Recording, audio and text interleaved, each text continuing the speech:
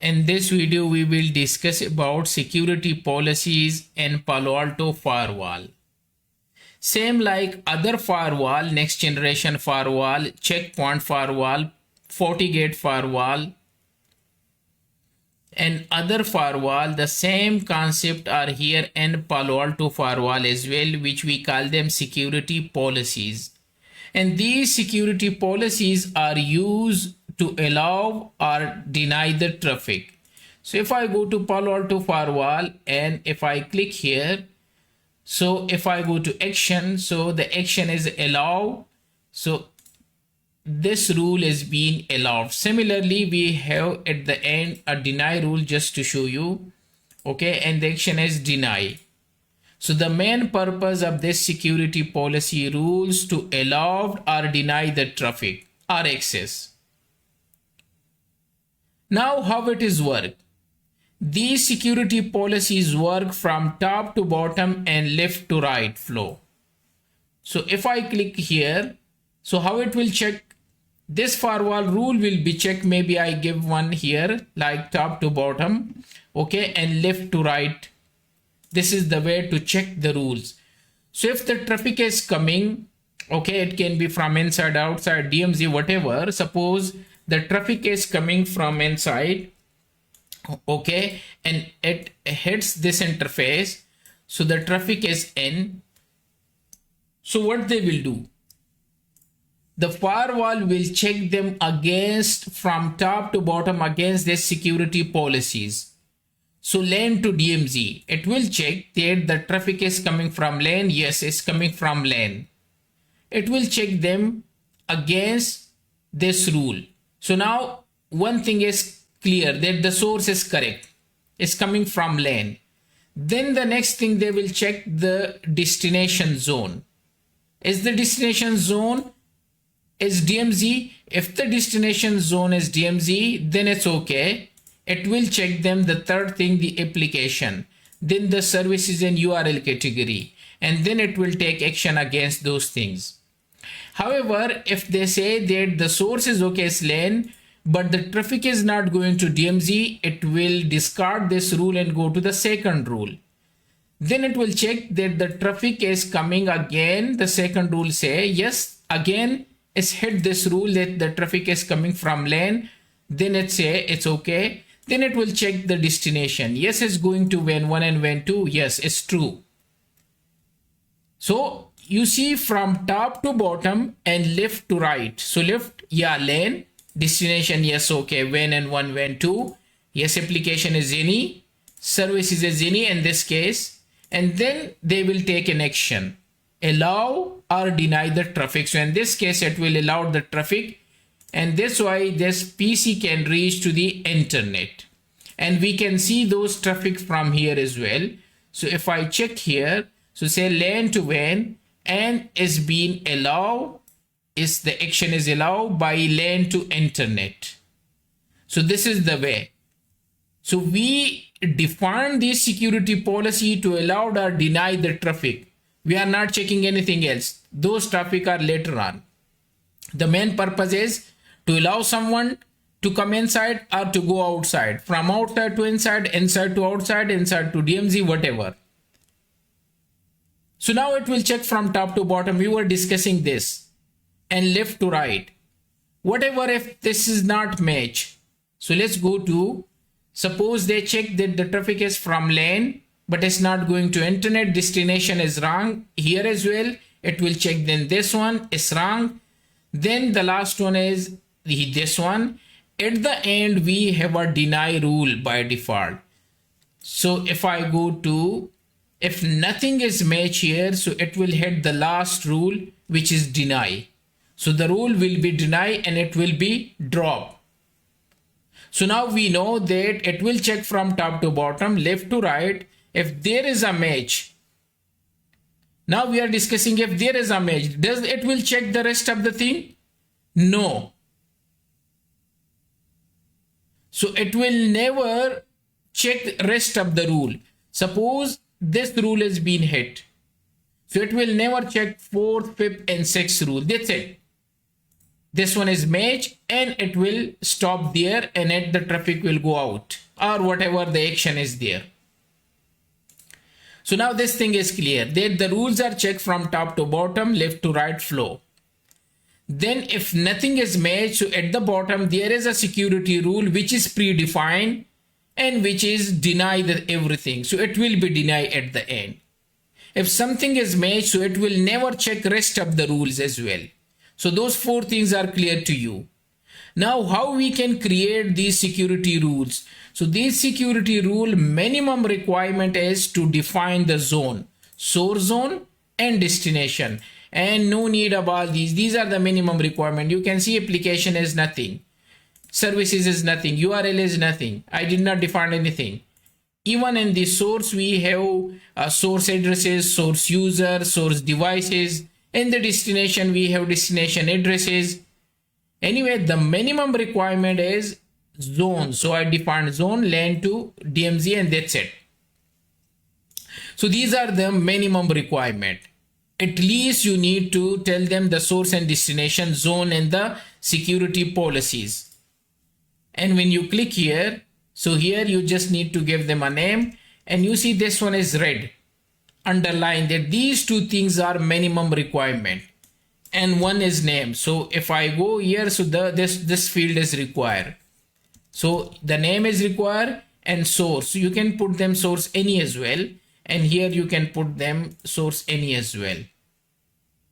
Destination, sorry, these are zones. So source any zone and destination any zone at least. So these two things are required.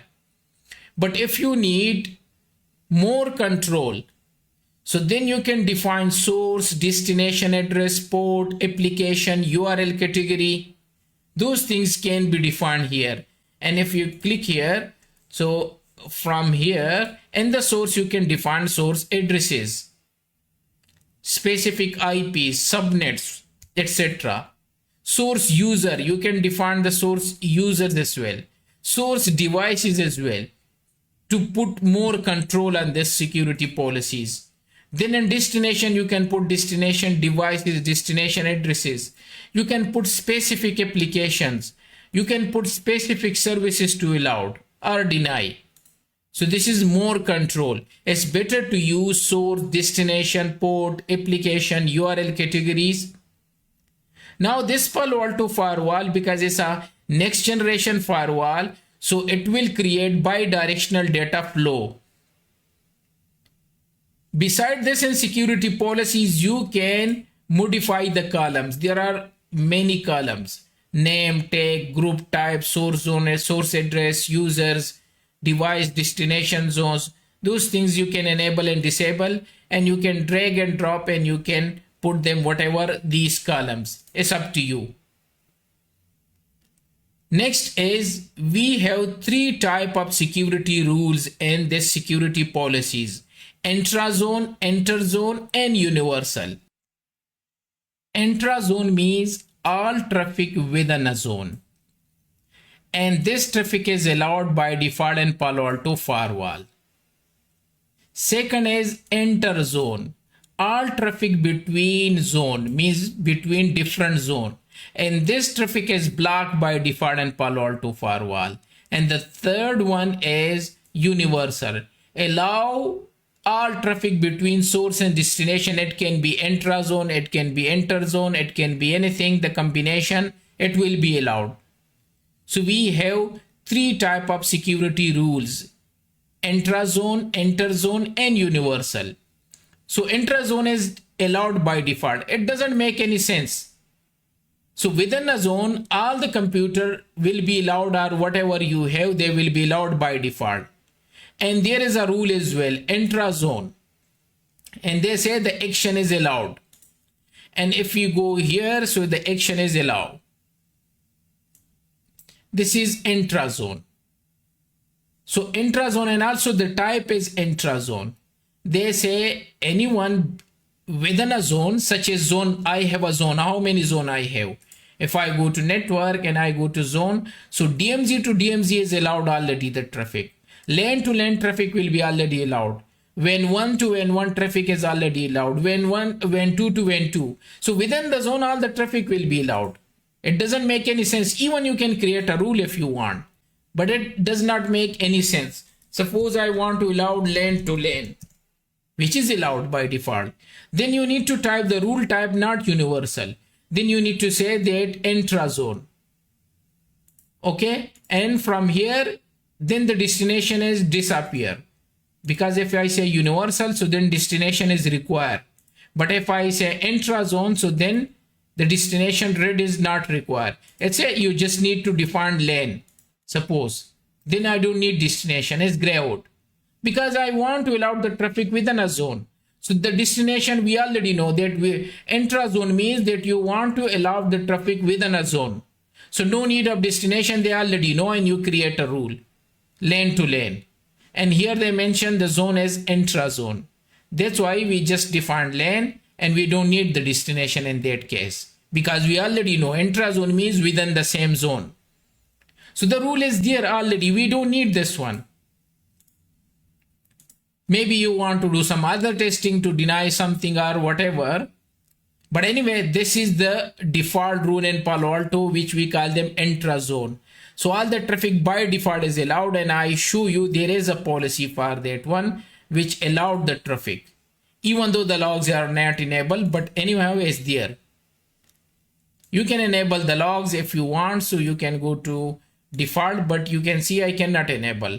For that, what you need to do, which we will discuss, override. Just type override and then you can go to here and log at the session end or whatever. So then you can enable and you can save the setting. Then you can see the logs. The logs, which is the inside the zone. At the zone can be DMZ to DMZ, internet to internet, or LAN to LAN, whatever you have the zone. So this point is clear.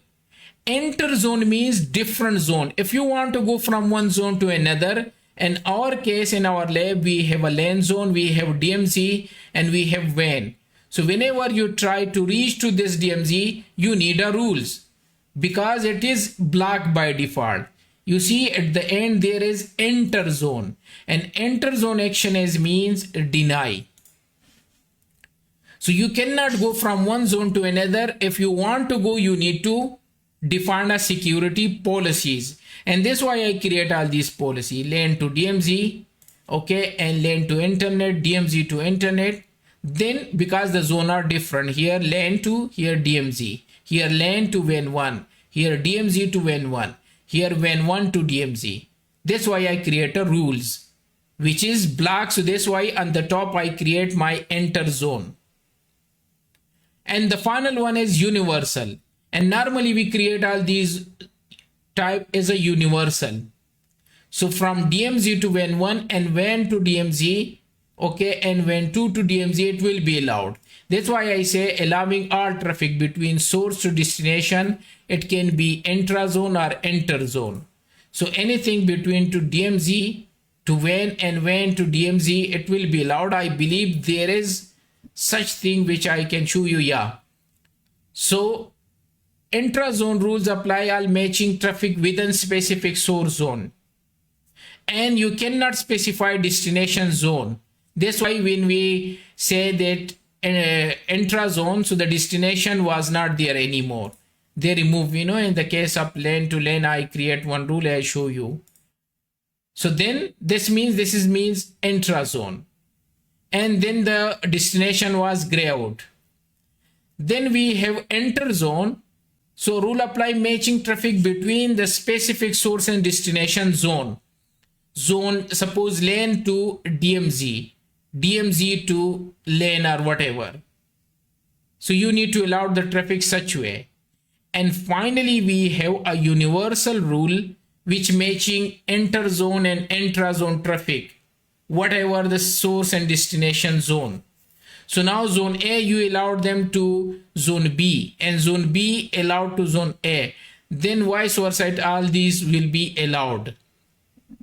Okay, so now let's go back. You get the idea that we have three type of security rules. Now, whenever you create a Palo Alto rules, So traffic log will be by default.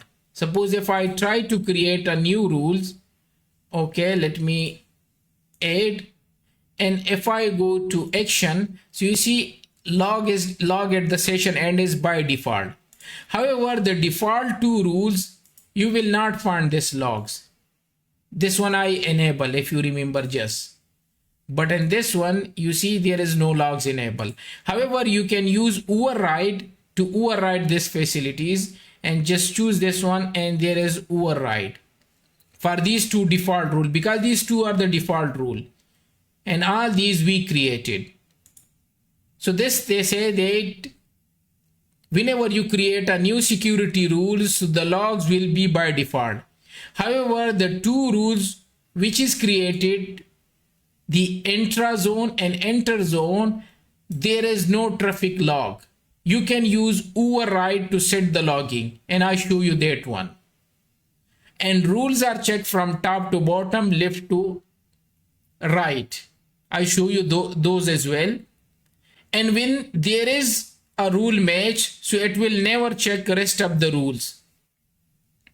And if there is no match, so session will be dropped at the end, because we have one deny rules. We can enable, we can disable, we can delete, we can add, we can modify, we can clone, and we can reorder the security policy if we want. So I can drag and I can, this one, I can select and I can drag them. Either just select this rule and there is move.